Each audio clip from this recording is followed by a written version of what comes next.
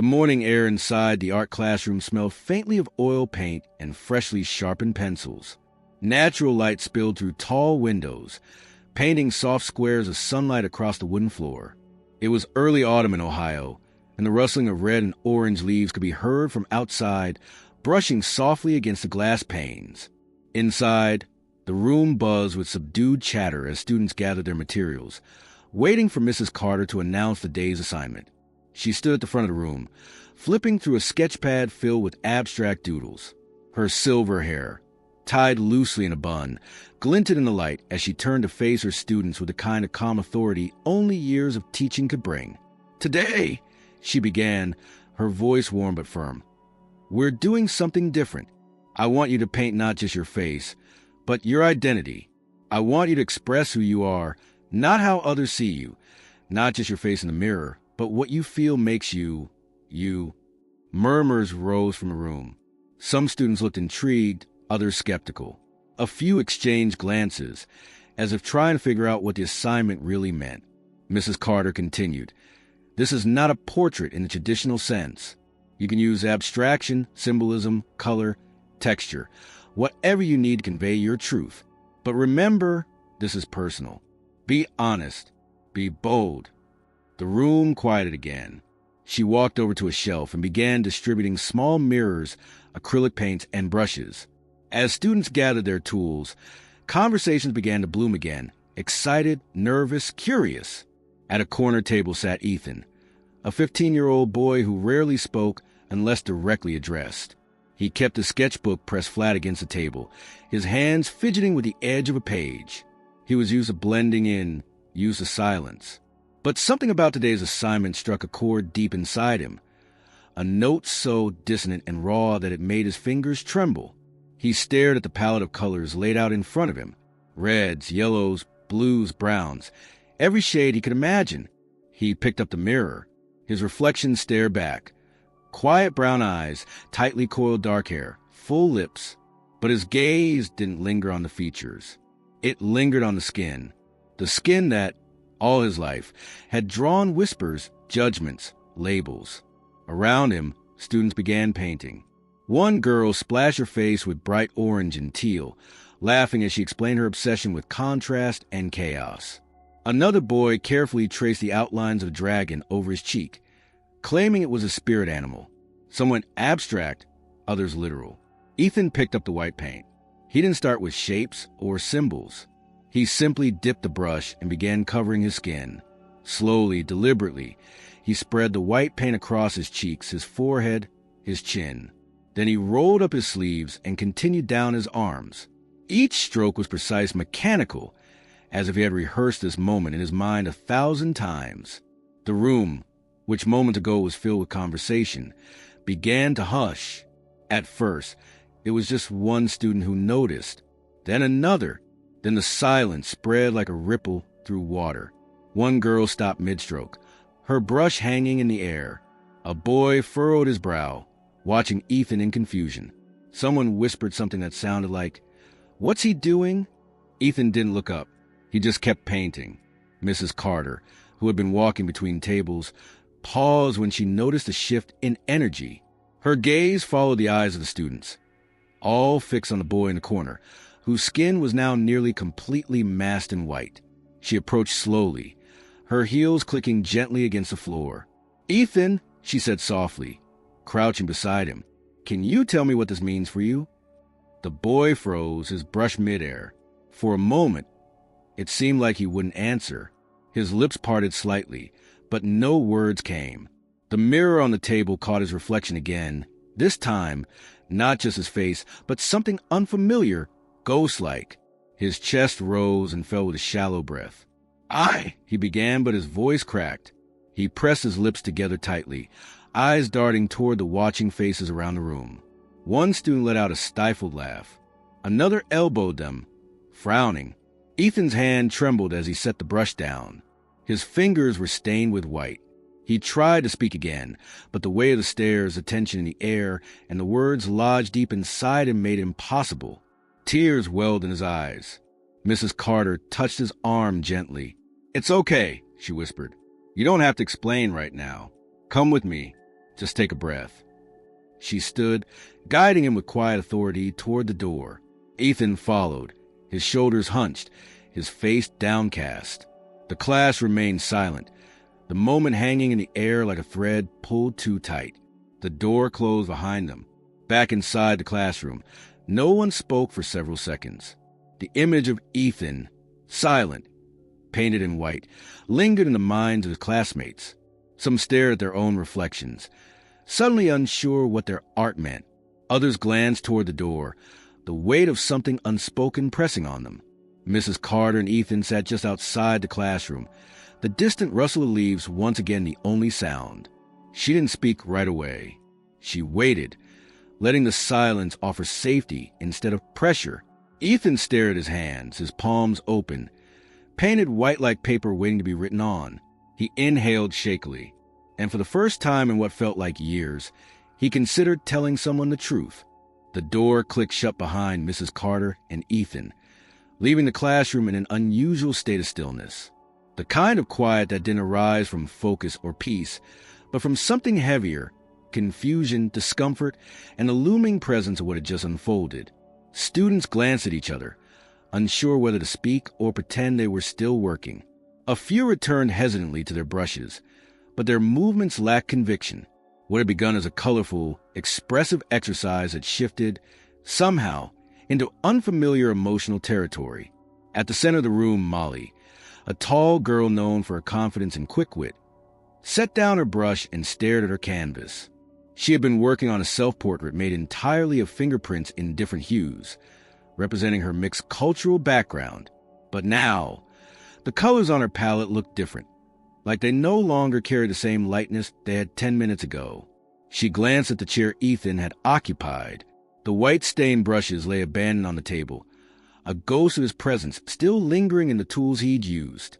A few students began whispering. Low, cautious, fragmented sentences passed between them like secret messages. Why did he do that? Was it a joke? I don't think it was.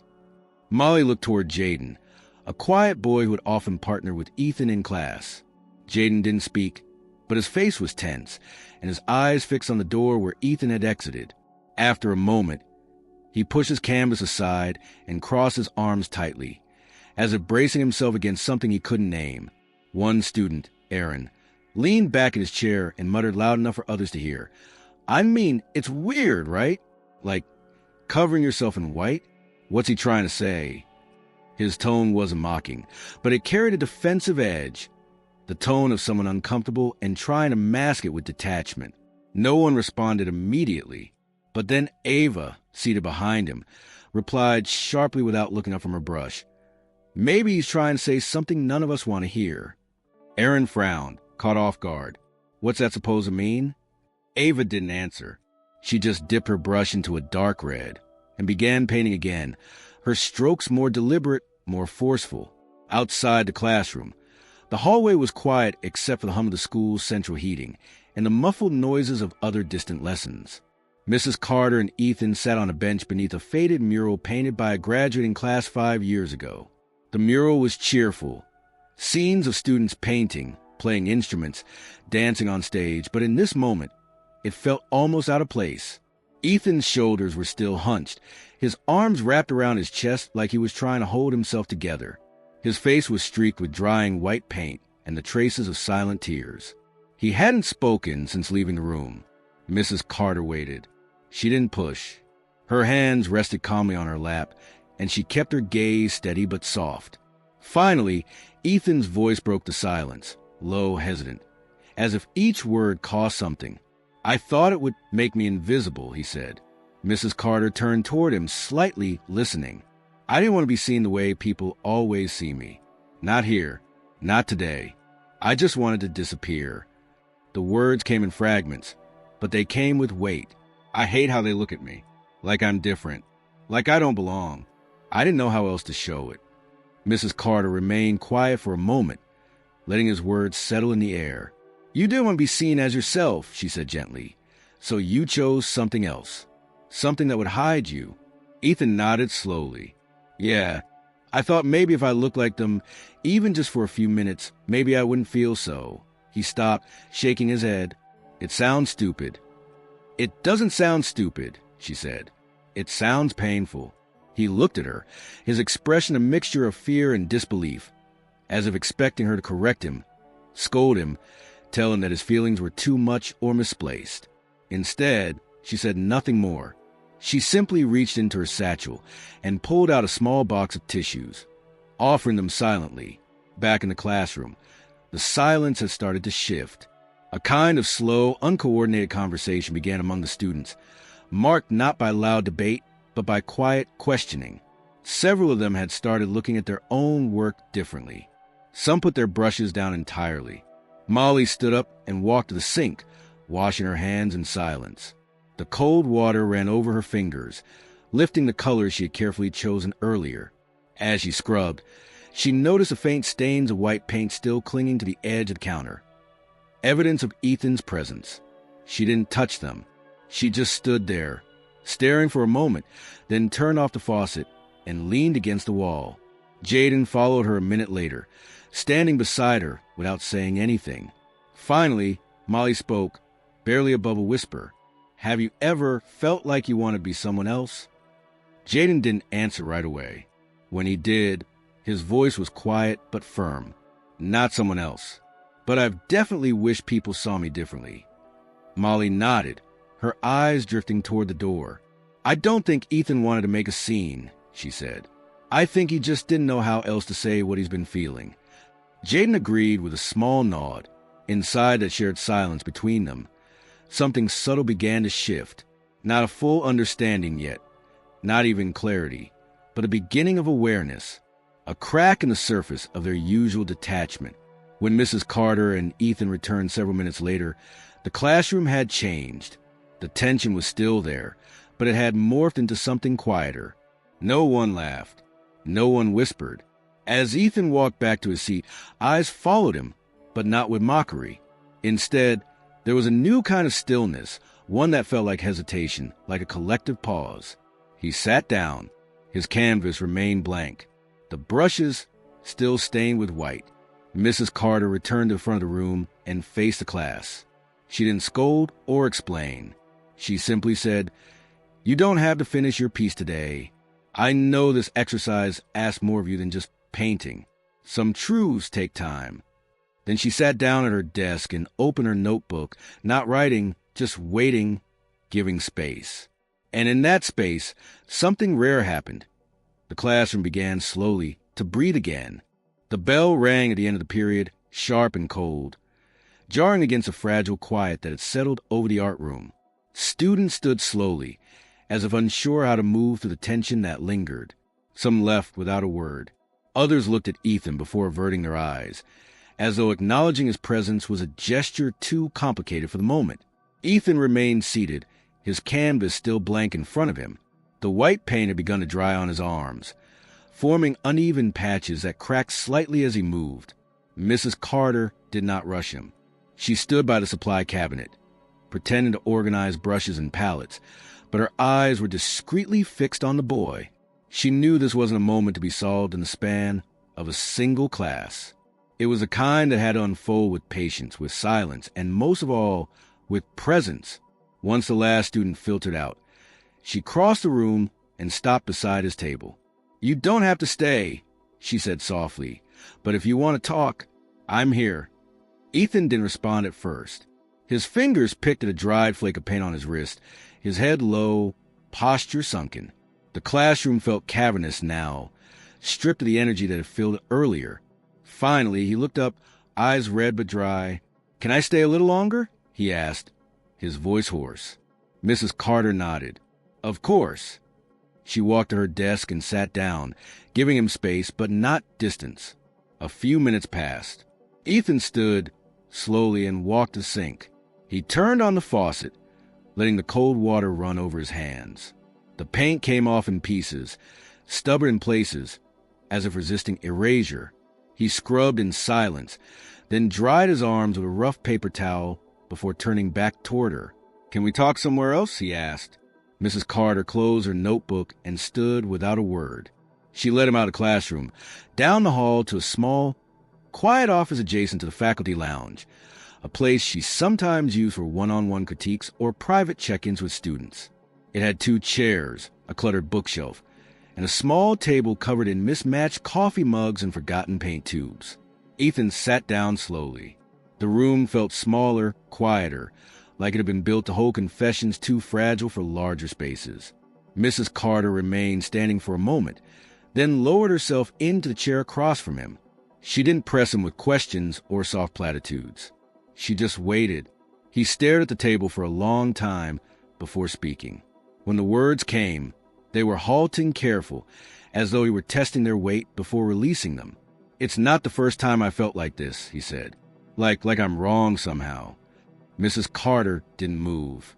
Ethan exhaled slowly, almost like a sigh of surrender. "When I was little, maybe 7 or 8, there was this kid at the park. He called me a name. I didn't even know what it meant at the time, but I remember how it felt, like something inside me closed up." His fingers found a loose thread on the seam of his hoodie, and he began twisting it absent-mindedly. And then it kept happening. Different people, different places, little comments, jokes that weren't really jokes, teachers who'd act surprised when I did well on a test, people assuming things, like I was always expected to be less. Mrs. Carter's gaze stayed on him, steady, never flinching. I started thinking maybe it'd just be easier if I wasn't like this, if I looked different, if I didn't have to deal with all of it. He paused, swallowing hard. "Sometimes I wish I could just change. Not just my skin, everything." The confession settled heavily in the air between them. Mrs. Carter leaned forward slightly, not to interrupt, but to make sure he saw she was there, truly there. "When you gave that assignment today," he continued, "I thought it was a chance, not to impress anyone, just to show what I couldn't say." He laughed, but the sound was brittle. "I didn't think it would make people uncomfortable. I didn't know what I expected." Mrs. Carter's voice, when it came, was quiet but unwavering. "Sometimes the most honest things we say are the ones we don't have words for yet. What you did in that room today, it wasn't wrong. It was brave." Ethan looked at her, and for a second, there was disbelief in his eyes, as though her words were too kind, too generous for what he thought he deserved. "I didn't feel brave," he said. "I felt like I was falling apart." She nodded. "That's how bravery feels sometimes." He was quiet again. Then, after a long pause, he asked, "Did you ever feel like that when you were younger?" Mrs. Carter took a breath, her eyes softening with memory. "I did," she said. "Not in the exact same way. But yes, there were times I wanted to be invisible, too. Times I thought the world might be easier if I fit into it differently. But I learned, sometimes too late, that changing yourself to make others comfortable only makes the discomfort grow inside you." Ethan didn't respond right away. He looked down, then back up. "Then how do you make it stop hurting?" "You don't," she said. "Not all at once. Not completely. But you stop believing that the pain means you're broken. You start believing that your voice matters, even when it shakes. You start seeing yourself as more than what other people expect to see." The silence that followed was no longer heavy, but calm. Ethan sat with her words for a long moment. Then he stood, slow and uncertain, but with more steadiness than before. "I think I want to go home," he said. Mrs. Carter stood too. "I'll walk you to the office." They left the room without fanfare, without ceremony, just 2 people, walking side by side through the school's quiet hallway. And though nothing had been solved, something important had begun. Not just the unearthing of Ethan's truth, but the acknowledgement of it.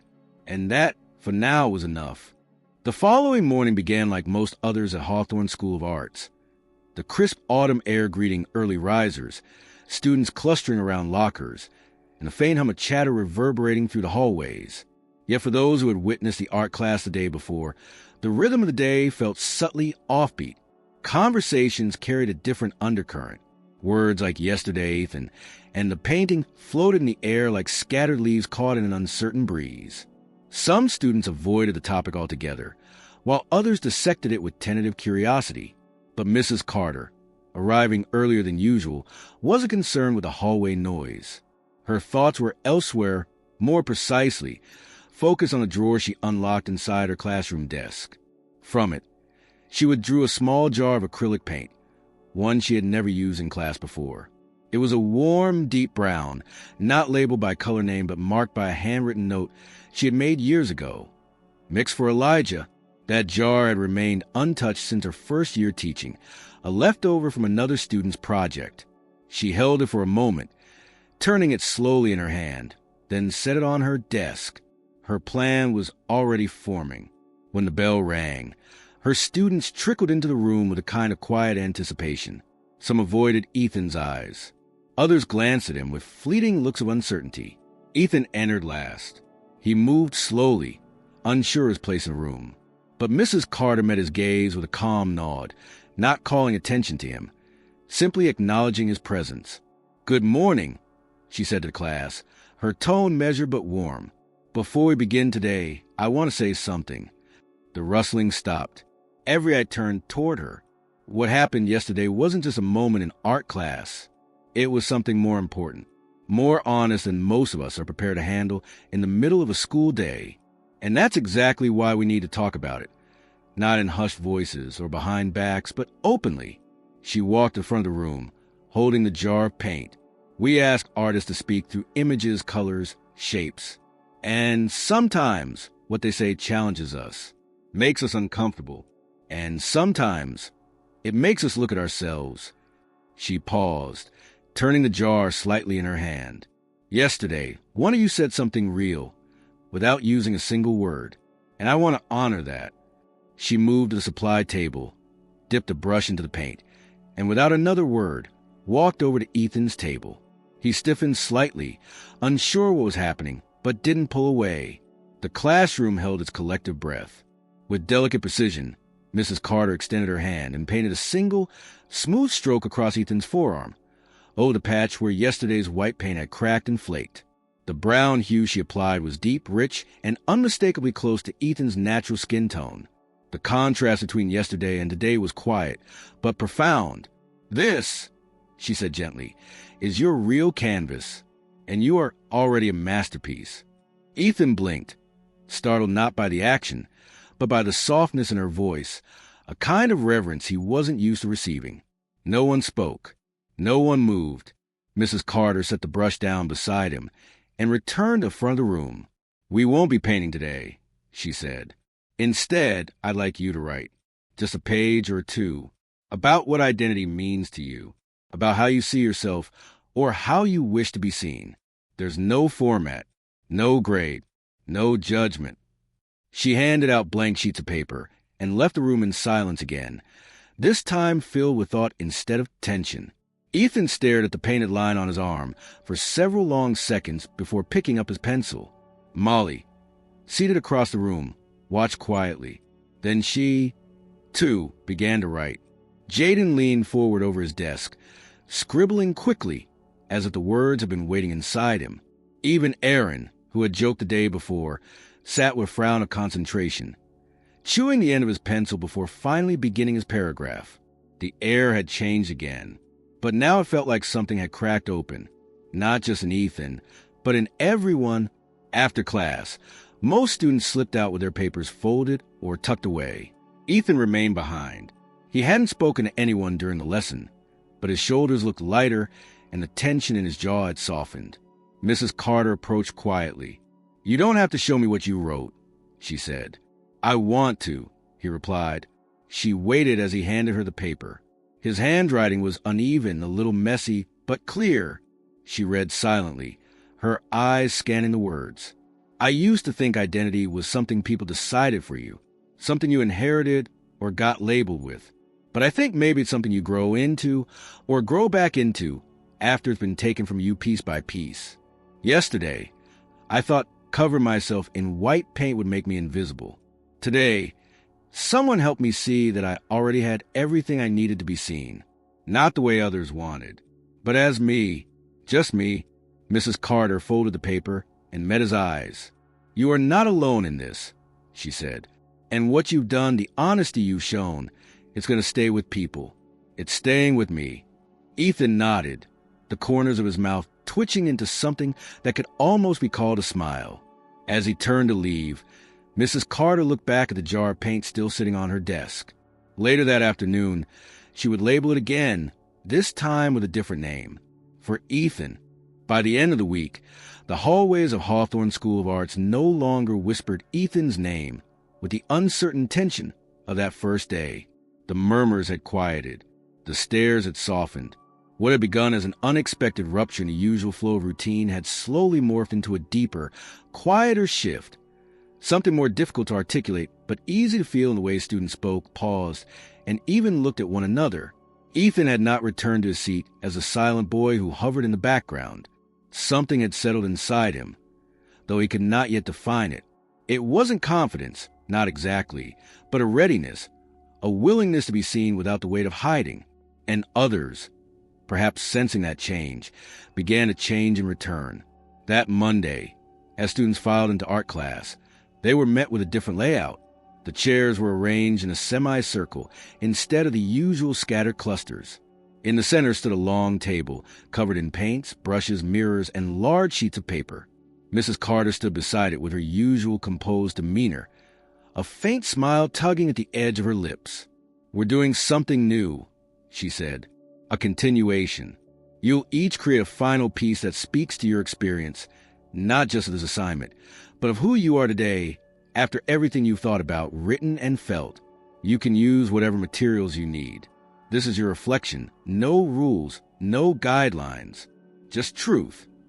The class fell into quiet motion. Brushes dipped into paint. Charcoal scratched against paper. Scissors cut through colored cardstock. But this time, something was different. The silence wasn't heavy. It was focused, introspective. Ethan sat at a corner table once again, but now he wasn't isolated. Jaden joined him without asking, setting up his supplies beside Ethan's. Across the room, Molly worked on a canvas using muted earth tones layered with gold, her strokes deliberate, her expression serious but calm. Even Aaron, who had once laughed under his breath, was hunched over his sketch pad, mouth drawn in concentration. Ethan didn't rush. His hands moved with intention as he arranged his palette. The white paint sat off to the side, untouched. In front of him, he placed a blank canvas, larger than the one from the first day. He took a long breath before beginning. He didn't look at the mirror. He didn't need it. He knew now that what he was painting wasn't a face, but becoming. He started with his skin. Not white, not any single tone, but a blend, deep browns, warm ochres, hint of amber, layered slowly, lovingly, like rebuilding something that had once been chipped away. Then came the background, a storm of tangled brushstrokes in dark blue and crimson, not angry, but intense, alive, pulsing. Over it, he painted small, bright bursts of color, yellows, oranges, glimmers of silver. They floated above the chaos, like moments of clarity emerging from confusion. At the center of the canvas, where his chest would be, he painted a flame, not a destructive one, but a steady burn, soft edges, rising upward, casting light outward. He didn't stop to explain. He didn't need to. Mrs. Carter moved quietly between tables, observing without judgment. She paused when she reached Ethan's side, her eyes tracing the story he was painting. "It's strong," she said. "It feels like truth." Ethan gave a small nod, barely audible but full of weight. That Friday, Mrs. Carter announced a small, optional exhibit to close out the project, an evening gallery-style display in the art room for students, staff, and families. It wasn't mandatory. No pressure, just an invitation. Ethan hesitated when he saw the sign-up list on the board, but after a long pause, he wrote his name. The evening of the exhibit arrived with the scent of paper, acrylic, and anticipation. The art room had been transformed. Canvases hung along the walls, soft lighting casting gentle shadows across each piece. Chairs were pushed to the edges to create space. Tables offered punch and cookies, though few approached them. Most wandered quietly between the works, reading small handwritten notes beside each one. Ethan arrived early, dressed simply but neatly. His piece was positioned near the back, under a soft spotlight. He hadn't titled it. He didn't think it needed one. The painting spoke for itself, a declaration of selfhood, survival, and something close to hope. To his surprise, people lingered in front of it. They didn't just glance and move on. They stood still, absorbing it, reading his note twice. Mrs. Carter walked over at one point, standing beside him. She didn't say anything right away. She didn't need to. Then she said, "You changed this room." He turned to her, unsure what to say. "You gave him permission to be real," she continued. And that's the kind of thing people carry with them for a long time. Ethan looked back at the painting. "I didn't think anyone would understand." She smiled softly. "You didn't need them to understand everything. You just needed to speak." As the night went on, more people approached him. A few classmates, a couple of teachers, even a parent who recognized him only vaguely but paused to say, "That piece, it made me feel something." The words weren't loud or dramatic, but they stayed with him. They stitched into the fabric of that night, gentle threads of validation. He didn't need to explain the white paint anymore. He didn't need to hide behind symbols or silence. By the time the room began to empty and the lights dimmed, Ethan stood a little taller, not because he had conquered something, but because he had chosen to be seen, fully, honestly, and without apology. And for the first time, that felt like enough.